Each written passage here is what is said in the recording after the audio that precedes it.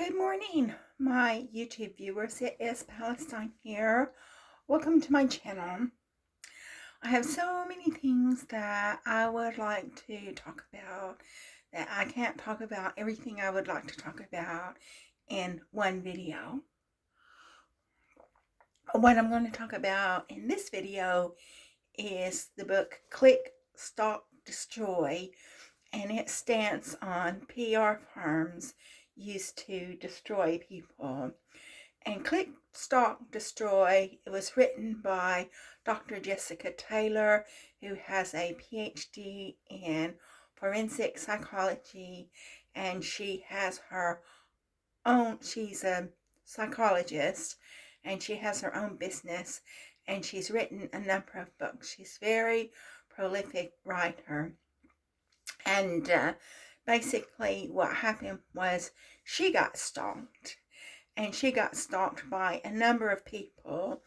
And when you get stalked by a number of people, that's called gang stalking. But if you say gang stalking, people will think you are a kook. But it's obviously organized stalking and mobbing. But people try to deny that gang stalking exists. And the thing I like about Dr. Jessica Taylor is the fact that she recognizes gang stalking exists, and the reason why is because I'm a victim of gang stalking, and I was a victim of gang stalking in my workplace and maybe even the deep state. But since I'm a victim, so I'm not on the inside. So since I'm not on the inside, I don't know everything that was done. So the only thing that I can do is tell you, the viewer, my personal experiences of gang stalking. But this video is about how people and businesses and organizations use PR firms, that's public relation firms, to destroy a person. And I think that Dr. Jessica Taylor poses the question, is this legal? Is this legal? And so basically what they do is, she cited two very famous examples. One example was being Amber Heard. Now, I did follow the trial of Amber Heard, and I think that the first trial, which was in the UK, I think she was found not guilty, and she said, she gave a statement saying, "This is my truth." Well, your truth isn't necessarily the truth, but she's saying it was her truth. And the second trial was in the US, and she was found guilty in this US trial, and she was ordered to pay millions of pounds to Johnny Depp. And the reason why is because in the UK they have punitive damages, whereas I don't think they have punitive damages in the US they have punitive damages, but in the UK I don't think they have punitive damages. So she had to pay Johnny Depp millions of pounds because she lost the court case. And basically Johnny Depp had all these witnesses come forward to say that he was a great guy, but she didn't really get any witnesses to defend her. I think one person who had been a former friend maybe went on trial for her, but she couldn't get any witnesses to defend her. And I do remember, I don't know if it was Facebook or YouTube or something like that, but apparently Amber Heard tried to hire people to discredit or dig up dirt on Johnny Depp, and apparently they couldn't find anything bad about him. And he even got this Kate Moss to testify in court to say her version of events of what happened between Johnny Depp and Kate Moss, because Amber Heard said that she was afraid of Johnny Depp because she had heard these rumors about something between Johnny Depp and Kate Moss. Another case which I haven't really followed was Blake Lively. And I don't even know Blake Lively. I haven't followed that case. But that's another case that she quoted. So in her book, she got Amber Heard to write a review of her book. And then she quoted Blake Lively, and she got like text messages from Blake Lively's opponent. I don't remember the name of the person that was suing her or whatever. But basically, in these court cases, what they'll do is they'll hire a PR firm to completely destroy a person's reputation and credibility. And so, and she thinks that shouldn't be legal, that PR firms should not be allowed to do that. I think it's gang stalking. And so basically, my personal experience of that is just a little bit different, but it sort of relates to it. And I'm sure that Foster Wheeler, my former employer, paid people to harass me. I was working as an affiliate coordinator, and when they didn't need me anymore, i.e. when Foster Wheeler was going to be sold to AMEC, and Foster Wheeler had an American structure because it had previously been an American company. And some people look it up on Wikipedia and say, no, it's a Swiss company. It's not a Swiss company. It's an American company. And they just moved the headquarters to Switzerland for tax, because Switzerland was a tax haven, but it's not a Swiss company. But I have had people look on Wikipedia and say, Foster Wheeler is a Swiss company. It's not. It's not. It was an American company, and they just moved to Switzerland because Switzerland was a tax haven.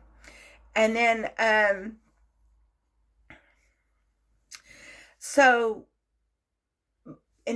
Foster Wheeler was sold to AMEC, and AMEC was an English company or a British company. So Foster Wheeler and AMEC had completely different financial structures. And since they had completely different financial structures, they had no need of me, or I don't think they did. Well, they definitely decided they wanted to get rid of me one way or another. And I think that they did it for financial reasons. I think that it was financially motivated, but I do think other people were stalking me as well, to include possibly the deep state, and we'll be talking about that in other videos as well. But I do know for a fact from my own personal experience that Foster Wheeler definitely had a gang stalking ring, and they had employees of their company gang stalking me, which I'm going to be talking about that in other videos as well. But I do believe that they hired people to harass me, because like after I had broken up with my Iranian boyfriend, and he was a mechanical engineer, but he actually had a master's degree in nuclear engineering, but he couldn't use his master's degree in nuclear engineering in the UK, but he could use his mechanical engineering degree. And so we had broken up, and then what happened when we had broken up, that's when the gang stalking escalated. Up until that point, it wasn't as prolific. I think they were just gathering information on me. They were gathering information on me, grooming me. But when we broke up, that's when, before, maybe it had been there, but not as prevalent. But then after we broke up, it was prevalent. And this guy, he was Iranian, and he was a mechanical engineer working for Foster Wheeler. And then he moved up to Aberdeen. And so after he broke up with me, because he definitely was mentally ill, much more mentally ill than they say I am, and maybe one day I will make a video about, well, I definitely will make a video at some point about him. But so the first thing that happened is around that time that we broke up, first thing that happened was I was at the bus stop. I had to take the bus to go to work every day. And I was waiting at the bus stop, and this one guy, he looked like he was homosexual, and he wasn't wearing a coat or anything. He was wearing a t-shirt and jeans, and he just walked up to me at the bus stop and said, "Nice shoes," and then walked past. And I think that was an attempt to intimidate me so that I wouldn't want to take the bus to work. So they were trying to follow me and harass me and get me to the point, where I wouldn't want to go to work, because I do think this is financially motivated. I think they took out financial policies in my name because I was a single woman with no dependents in the UK. And then after that happened, another time I went down to this alley where it had lots of shops in it, and they called it Smelly Alley. And it was like a coffee shop. I don't even remember the name of it because it's closed down, but it was like a coffee shop where you could get internet access, because internet wasn't prevalent then as it is now. I mean, yeah, they had internet, but not everybody had a computer, and which I don't even have a printer. So they had internet, but not everybody had a computer. And then so I went into this coffee shop, and I don't even remember the name of it, but you would go in and you would place your order, and then they had tables on the downstairs and tables on the upstairs, and you also had computers where you could use the computers, because at that time not everybody had a computer, not everybody had internet access. And these men walked in, and they were wearing this hunter type shirt, which is significant to me because I was poisoned by somebody in a hunter type shirt around that time. And so they had this hunter type shirt, and they sit at a chair. I don't think they even ordered anything. And they were looking at me and staring at me and pointing at me. And I was with a friend, and I haven't heard from this friend, so I guess she's probably unfriended me on Facebook or something, but haven't seen her in years. The last time I spoke to her, she said she'd had a heart attack. And I had to go to the bathroom, and I came back, and those men were gone. And I asked her, I said, "Did you see those men?" And she says, no, I didn't see them. She just played dumb, saying she didn't see them, and may or may not have been true. But I did say to her, I said, "I don't understand why these people do this. They're obviously sick." And she said to me, "I think they know they're sick." And so I don't know if she really saw those people or not. I don't know if she was part of it. I don't know. And then another time I was going into that shop, and I was by myself, and these men followed me in there. And then so I left the shop, and they were sitting in there staring at me. And then so I left the shop, and then I remembered that I had forgotten something. And I turned around, and I saw that they were following me. And he said, "Did you forget something?" So I was being followed by people, and all of these tactics and things were designed to intimidate me, to scare me, to get me to the point where I didn't want to go out. And then one time, this was just before I was going to leave the company because I was being harassed out of the company. And so one time, I had things written down on a Post-it note, and I had a bag and a jacket, and I think at one time I actually even left my jacket on the bus and lost my jacket, and I quite like that jacket too. But this Post-it note came up missing. This Post-it note came up missing on the bus. So obviously when I'm sitting on the bus, someone had reached into my bag and taken this Post-it note. And then, so I couldn't find the Post-it note. The Post-it note had disappeared. And it had a list of things that I needed to do on it.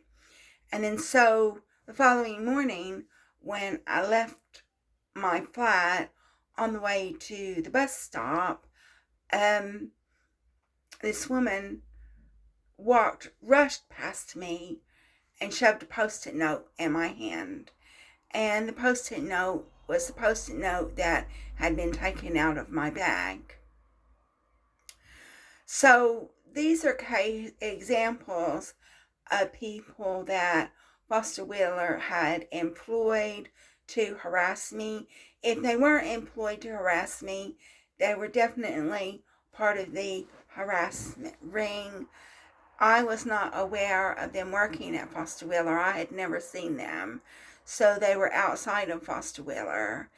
And so if they weren't employed by Foster Wheeler, they were definitely part of the ring, the gang stalking ring. So if they weren't being paid money to do it, then they did it just out of some kind of sick enjoyment. So that's just, and then another time, there were other things that happened that were by employees by the company. So they were paid by Foster Wheeler anyway. Like one time I went in to get something signed, and this woman said, "Oh, I read something about you." But she wouldn't tell me what she read about me. So obviously there were emails being circulated about me, and people were saying things about me via emails. But this woman was paid by Foster Wheeler, and she wasn't a PR firm. And then, but she didn't tell me what she read about me. She completely ignored me, didn't want anything to do with me. Nobody in Foster Wheeler wanted anything to do with me. I was completely isolated, and that's what they wanted to do. And another time, when I made my grievance, everybody, pretty much, not everybody, but we'll say like maybe 90% of the people in the company, every time they saw me, they said hello. And again, this was a tactic to intimidate me. So I'd be walking down the halls, and you'll say like maybe 90% of the people were saying hello to me. And that was meant to unnerve me.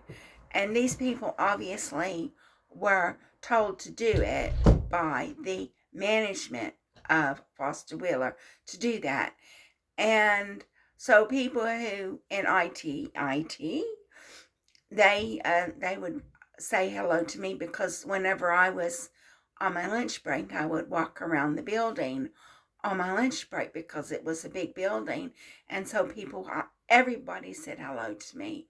About 90% of the people said hello to me. And obviously they were told to say hello to me. They were given my picture, so they knew what I looked like. And they were told that whenever they saw me, to say hello to me. And that was intended to unnerve me. And then one lady, she was a Venezuelan lady. She, at one time, they were just told to say hello to me.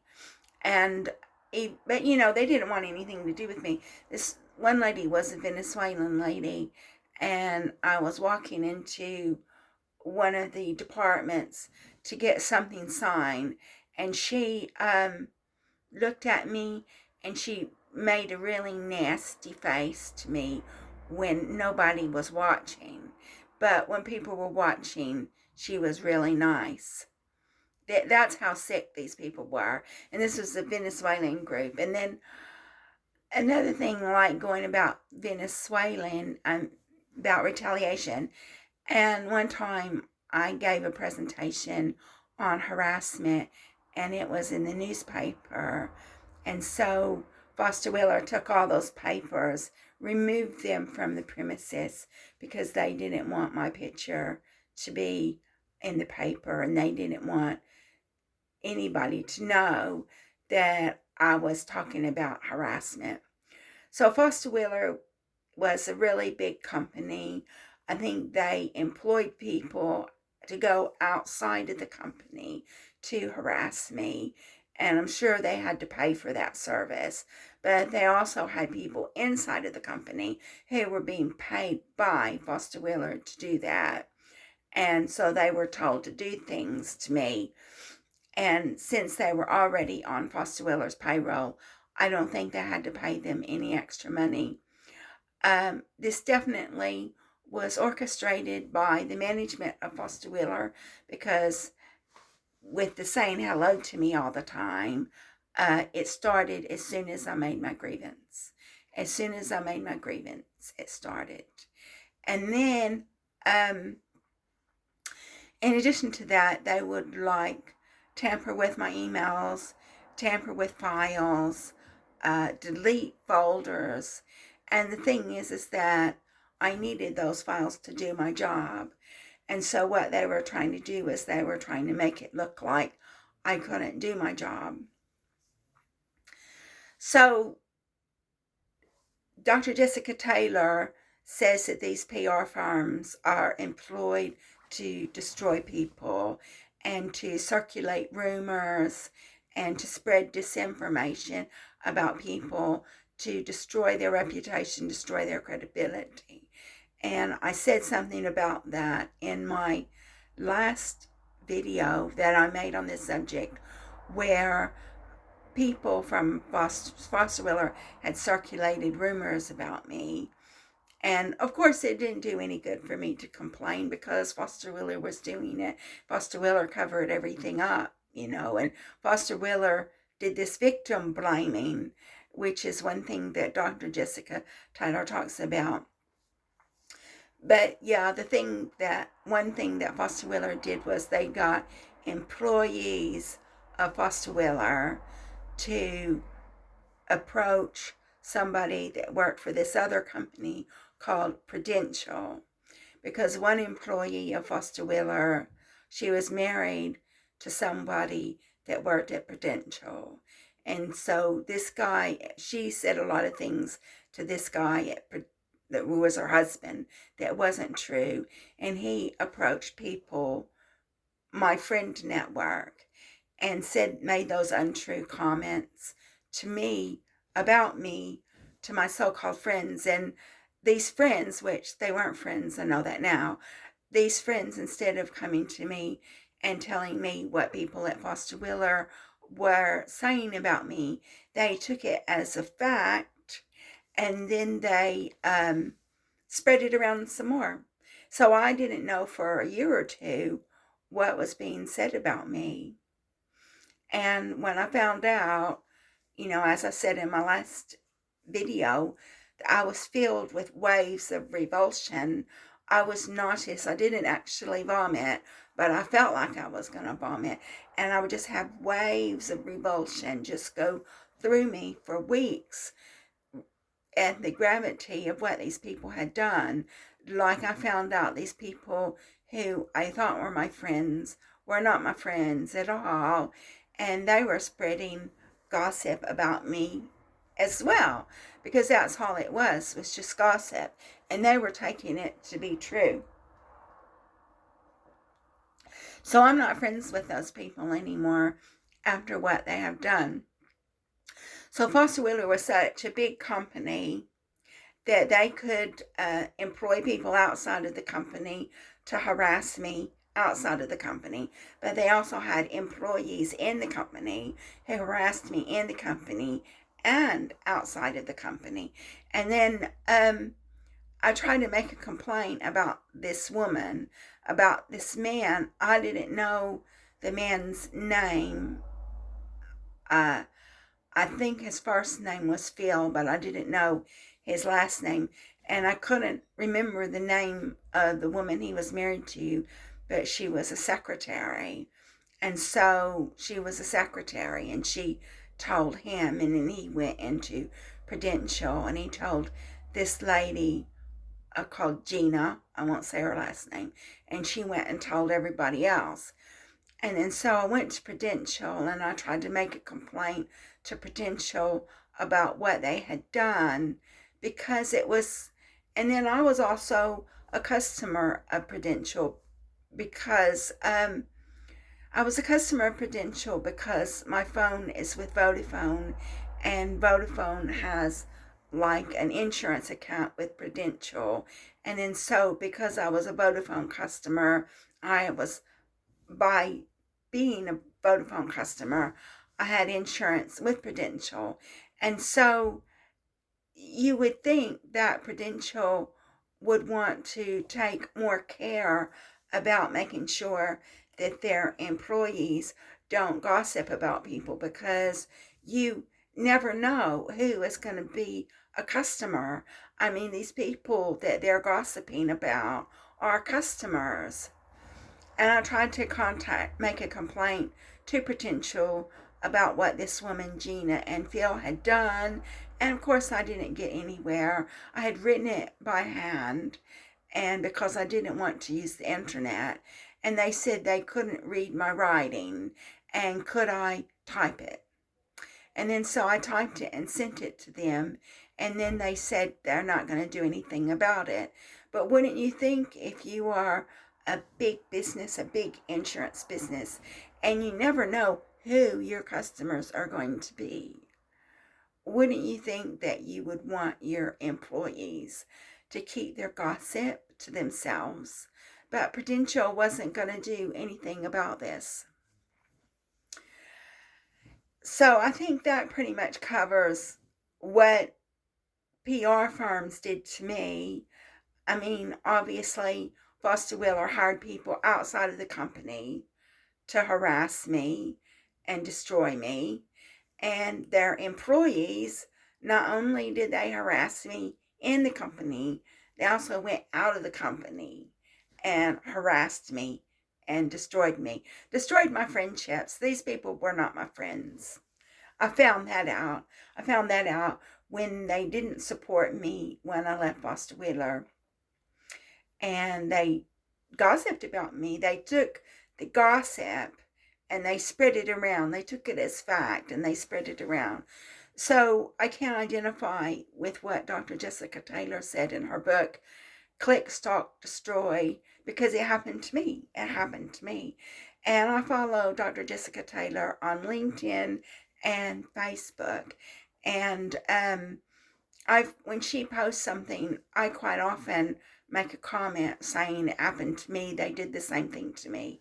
And one thing, in one of Dr. Jessica Taylor's interviews, she was talking about people that have been harmed by companies. And I don't know if she was including my personal experience in that, or if she knows other people that were harmed by companies.